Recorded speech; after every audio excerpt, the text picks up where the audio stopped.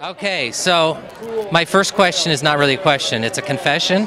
I like Korean dramas. You do? I've seen My Lovely Samsoon twice. Are you serious? I swear. I swear.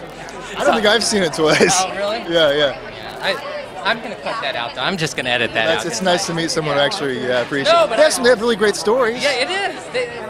It's like people don't want to admit that they're good stories, the Korean They're dramas, good stories, right? Yeah, and they're kind of like addicting. So Yeah, I mean, they are. I get it, man, totally.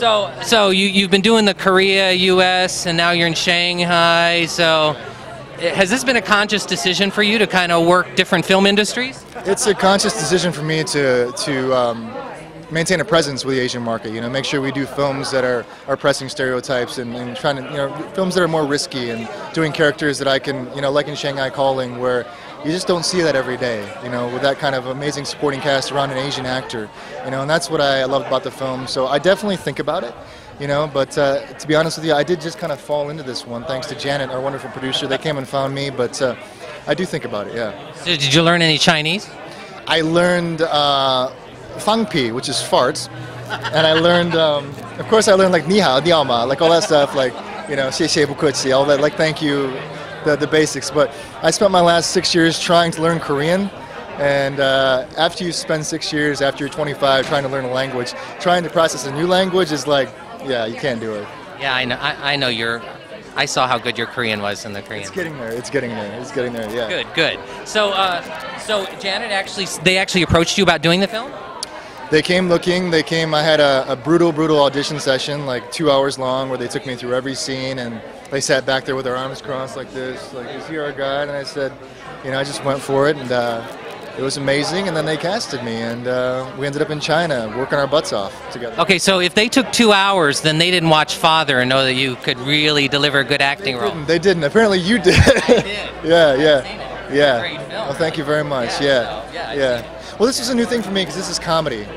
And it was something I wanted to try really, for a long time, and I never had the chance to try real comedy, and it's not easy, So Daniel, our director, worked in comedy for a long time, and he was kind of more like, can this guy deliver the jokes type thing, because we need to be able to watch him through the whole film, and it was a compliment when he said that I got the part, because I knew it wasn't an easy thing for him.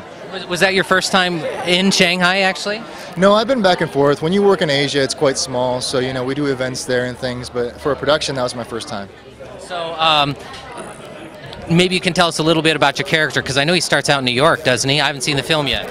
He's a Chinese-American lawyer. He's in New York working for a firm on the brink of a promotion. Excuse me, what he thinks is a promotion. And he gets shipped off to China to follow their biggest client and makes every single mistake you can possibly make. And despite what he wants to do, ends up using the locals and the American expats to help him out of trouble.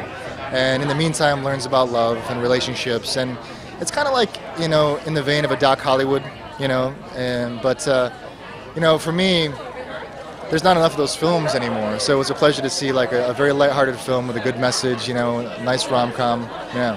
And I know because Janet said that they're going to be actually releasing the film in China too. So I assume you're going to go back to China and promote it as well? I think so. We're heading to the Shanghai Film Festival probably in June, I believe, and that will be very interesting because it's always nice to see how different audiences react to it. There's a lot of American humor in the film, and our concern was that the Chinese audiences wouldn't pick up on it. So we're hoping that we included enough in a 50-50 sort of way that all audiences can respond and get something out of the film. And while we mostly have an English language audience, we do have a Youku page, so we'll post it there and promote the Shanghai Film Festival too. So you also have, didn't I see something about Point Break being a remake or something? That was a rumor. Oh, that's not happening. I was actually in talks for that, but what happened was because Patrick passed away. Yeah. And he was originally the script was he was playing my father, and so we kind of had to. Oh, wow. Yeah, so I was really excited about it. I was a big fan. That would have been amazing, really. Yeah. I was training and everything for it already. Yeah. So the other thing, you're like probably on our top 10 list of like people. Can you interview this person? So the other thing is, what about Agent Zero? Does he come back to life? If I had my way, he'd be alive and well. But the helicopter crash really screwed him up. Let's be honest. But they're doing Wolverine now, and the thing about that film was that it was an origins film. So if you think about it, everything takes place kind of like that was in the past. So he could still be alive now, depending on which direction they go. And it's a Marvel movie, so you never know. This is Daniel Henney giving a shout out to Asians on Film.